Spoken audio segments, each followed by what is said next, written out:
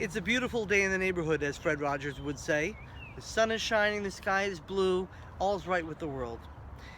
When it's nice out, it's a lot easier for us to look on the bright side and be happy. We're happy with life, we're happy with people.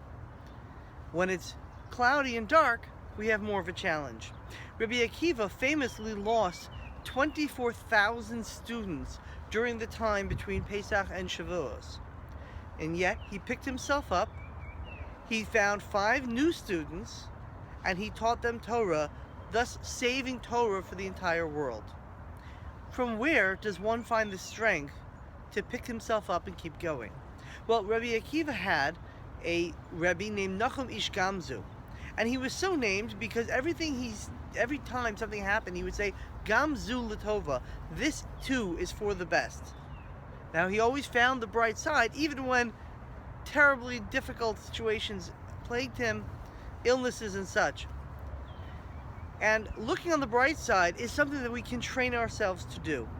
If we do, we have that strength, like Rabbi Akiva did, to pick ourselves up again when we get knocked down and start over. I'd like to leave you with a little story. There was a king who had a boyhood friend who saw the bright side of everything. Well, one day they were hunting, and the king's weapon misfired. Despite the doctor's best efforts, the king lost his finger. Attempting to console him, his friend said, "It's for the best."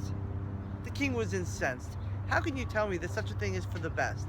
Clearly this is a tragic thing," and he had his friend thrown in jail.